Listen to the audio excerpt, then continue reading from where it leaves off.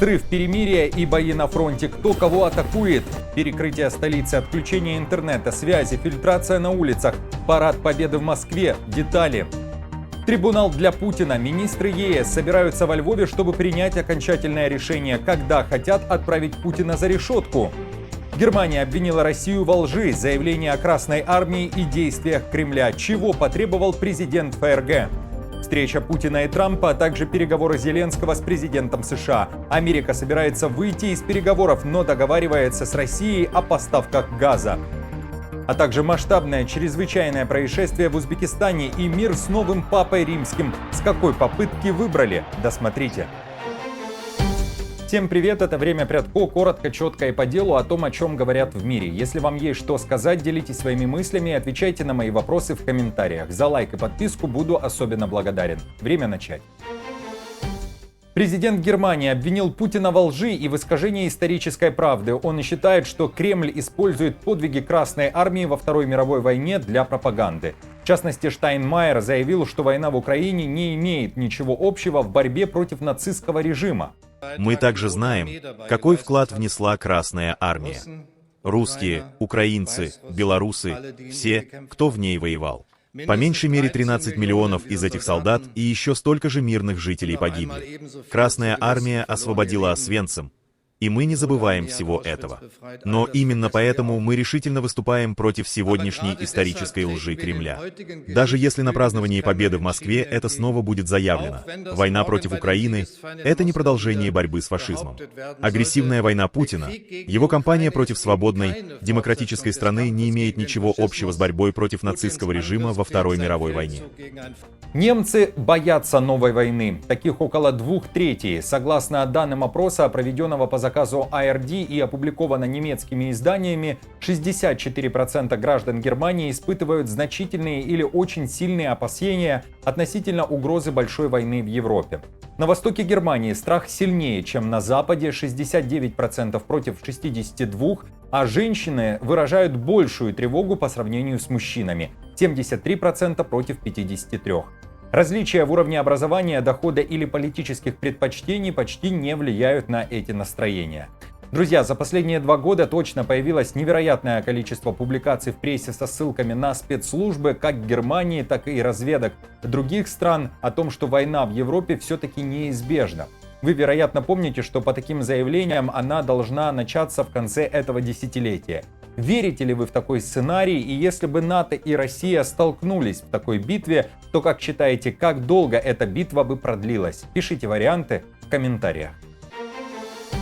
Создание трибунала для Путина и российских чиновников уже 9 мая будет окончательно одобрено в Украине. Министры иностранных дел стран ЕС собираются сделать это во Львове, куда уже съезжаются навстречу. Об этом сообщила верховный представитель ЕС по иностранным делам Кая Каллас. По ее словам, технические детали уже согласованы, а теперь есть и политическая поддержка. Трибунал будет создан под эгидой Совета Европы, а генсекретарь организации присоединится к обсуждению по видеосвязи. Также 9 мая объявят о выделении 1 миллиарда евро на оборонную промышленность Украины. Мы дадим окончательное политическое одобрение созданию трибунала по военным преступлениям, преступлениям агрессии. Безнаказанности не будет. Будет ответственность за совершенные преступления. Основная группа достигла согласия на техническом уровне относительно того, как будет создан этот трибунал. Теперь мы также имеем одобрение на политическом уровне. Итак, это будет сделано Советом Европы. Генеральный секретарь Совета Европы присоединится к нам по видеосвязи. При этом США приостановили свое участие в процессе создания этого трибунала. Это является одной из около 10 уступок, которые новая администрация США делает для Путина. Об этом заявил глава МИД Польши Сикорский. Напомню, о создании трибунала для представителей Кремля в Украине говорят с февраля 2022 года. Буквально на этой неделе в офисе Зеленского заявили, что такой спецтрибунал может заработать уже в следующем году. В 2025 собираются закончить оформление юридической базы, а уже после набирать судей, секретариат, внедрять правила и регламенты работы, а также процедуры. Перемирие сорвано. Украина и Россия заявляют о боях на фронте. Накануне на протяжении всего дня воздушные силы Украины сообщали о пуске Россией управляемых авиабомб, а также о наличии других скоростных целей в украинском небе. по большей части на востоке или севере страны, в районе Сумской области. Таких сообщений было как минимум 10. Сейчас вы видите их на экране. В то же время в Москве говорят, что Украина пыталась прорвать границу РФ и в целом атаковала войска России. По всей линии боевого соприкосновения украинские подразделения совершили 173 обстрела из ствольной артиллерии, танков и минометов позиций наших войск, а также 4 с применением реактивных систем залпового огня. Кроме того, осуществлено 300 ударов и сбросов боеприпасов с беспилотных летательных аппаратов. Всего зафиксировано 488 нарушений режима прекращения огня. Украина хоть и не объявляла публично о согласии на трехдневное перемирие, тем не менее украинские СМИ писали, что ВСУ получили приказ командования открывать только ответный огонь. Огнем палить Россию уже скоро может Трамп, в частности нанести экономический удар. В этом уверен его бывший советник Курт Волкер, который считает, что уже пришло время действовать по-другому. В свой первый день на посту, 21 января, президент Трамп опубликовал твит, в котором заявил, что российская экономика разваливается и им нужно немедленно прекратить эту войну, потому что дальше будет только хуже. Он сказал, что у него есть целый арсенал тарифов и санкций, и что у Путина есть два пути, легкий и трудный. И что легкий путь всегда лучше. Я думаю, Украине важно добиться окончания боевых действий. Сейчас, когда США и Украина по-настоящему действуют согласованно, становится ясно, Путин просто не хочет прекращать войну. Поэтому пришло время президенту Трампу усилить давление на Путина. И Волкер как в воду глядел. Ближе к полуночи 8 мая Трамп созвонился с Зеленским, а после сделал обращение как к Москве, так и к Киеву. Он призвал Путина и Зеленского к 30-дневному перемирию. Американский президент заявил, что перемирие должно в конечном итоге привести к мирному соглашению. И, далее цитата, «это можно осуществить очень быстро», конец цитаты. В противном случае будут санкции. Зеленский уже заявил, что готов отдать приказ войскам не стрелять. Надеемся, что приемлемое перемирие будет достигнуто и соблюдено, и обе страны будут нести ответственность за уважение к святости этих прямых переговоров. Если перемирие не будет соблюдено, США и их партнеры введут дополнительные санкции. Тысячи молодых солдат погибают каждую неделю, и все должны желать, чтобы это прекратилось. А вот в Варшаве считают, что если Трампу вдруг надоест, что его водят за нос, и он решится бросить все свои усилия по достижению мира и выйти из переговоров, то его может легко заменить Китай. В этом уверен глава МИД Польши Сикорский. Он также говорит, что помимо Пекина посредником может стать и Анкара, в частности Эрдоган. Эрдогана, кстати, нет среди тех, кто прилетел в Москву, а вот Си Цзиньпин накануне уже провел переговоры с Путиным. Было подписано соглашение о взаимной защите инвестиций. Кроме того, Москва и Пекин сделали заявление. РФ считает, что КНР занимает по-прежнему непредвзятую позицию. На сайте Кремля появилось такое заявление. Стороны убеждены, что для долгосрочного и устойчивого урегулирования украинского кризиса необходимо устранить его первопричины при соблюдении принципов Устава ООН во всей их полноте, совокупности и взаимосвязи и принципа неделимости безопасности с учетом обоснованных интересов и озабоченностей всех государств в области безопасности. Руководствуясь этим, стороны поддерживают все усилия, способствующие установлению мира. Но уже совсем скоро Путин может встретиться не только с Си, но и с Трампом. В Москве говорят, что готовятся к этому событию, однако признают, напряжение в отношениях есть. Мы вообще движемся хоть немного к двусторонней встрече в отношениях? Но мне кажется, движемся все-таки. Но да, наверное, мы их разочаровываем где-то. Они нас тоже разочаровывают, может быть, даже больше, чем мы их.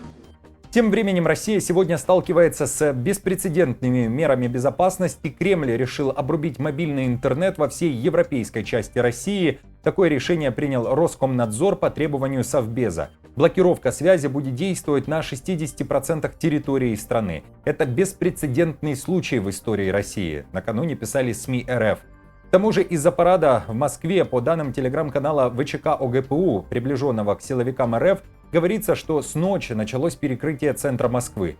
Посты и фильтры должны быть установлены таким образом, что внутрь Садового кольца невозможно будет попасть даже пешком. Далее процитирую. Москвичей из других районов и гостей столицы не будут пропускать в центр до 16:00 9 мая. Всем тем, кто без приглашения на парад захочет поглазеть на военную технику, сделать это будет возможно в районе улицы 1905 года и в районе станции метро Баррикадная. О том, как все пройдет, и о новых заявлениях мировых лидеров не пропустите в следующем нашем выпуске уже через несколько часов в течение этого дня. Сегодня будет 2 выпуска вместо 1. Верховная Рада Украины ратифицировала соглашение по полезным ископаемым с США, в частности о создании совместного инвестиционного фонда с Америкой. Никто из украинских депутатов не возразил, не воздержался и не отказался от голосования, несмотря на разногласия. Зеленский заявил, что ратификация сделки по редкоземельным ресурсам открывает новую страницу в отношениях между Украиной и Соединенными Штатами. Такого перспективного экономического соглашения в отношениях между Украиной и США еще не было. Это совместная инвестиционная работа с США на десятилетия. Сейчас это прочная основа для взаимодействия в сфере безопасности, а в долгосрочной перспективе – возможность для Украины и Америки расширить взаимовыгодное экономическое сотрудничество, развить промышленность в наших странах, создать рабочие места и обеспечить технологический прогресс. Москва и Вашингтон проводят неофициальные переговоры о поставках российского газа в Европу, но при участии американцев. О схемах, которые собираются провернуть США и Россия, со ссылкой сразу на 8 источников пишет Рейтер. Есть вероятность, что американцы создадут условную компанию покупателя российского газа, а уже этот покупатель будет перепродавать газ европейцам. Но и это не все сценарии. Рассматривается вариант использования украинской газотранспортной системы. На сегодняшний день на переговорах обсуждается возможность приобретения американскими инвесторами доли в газопроводе «Северный поток», соединяющем Россию и Германию, или в газопроводе, который проходит в Украине, или же в «Газпроме». Американские компании также могли бы выступить в качестве покупателей, закупая газ у «Газпрома» и поставляя его в Европу, в том числе и в Германию. Издание уточняет, что закулисные переговоры Вашингтона и Москвы могли бы привести к мирному соглашению по Украине. При этом, напомню, Еврокомиссия выступает против возвращения к поставкам российского газа. Урсула фон дер Ляйен заявила, что это было бы исторической ошибкой. Германия также не давала пока никаких разрешений на запуск Северного потока-2, а сам газопровод остается поврежденным после диверсии. Масштабное ЧП в Узбекистане. Там ликвидируют последствия нештатной ситуации. Издание Кун-Уз со ссылкой на данные Узгидромета сообщает, что в результате наводнения были подтоплены 560 домов. А по информации МЧС, вода попала внутрь 30 домов и на приусадебные участки еще 70 домов. Причина ЧП из-за сброса избыточного объема воды в Южно-Ферганский канал. Сразу после получения информации об аварии подача воды была оперативно перекрыта управлением ирригационных систем. Наводнение затронуло Булакбашинский район Андижанской области. Узгидромет сообщает, что сброс воды объемом около 15 кубометров в секунду был вызван строительством гидроэлектростанции, что и стало причиной чрезвычайного происшествия. Кроме того, медиа Узбекистана пишут о размыве дамбы. Из-за быстрого прихода воды жителей прилегающих районов к каналу эвакуировали. 4 тура голосования и Папа Римский избран. Американец, уроженец Чикаго Роберт Фрэнсис Прево стал новым папой, приняв имя Лев. В своей первой речи он призвал верующих строить мосты диалога для достижения мира. Папа подчеркнул важность единства и милосердия в условиях глобальных конфликтов. Далее без комментариев первое появление папы на балконе собора Святого Петра.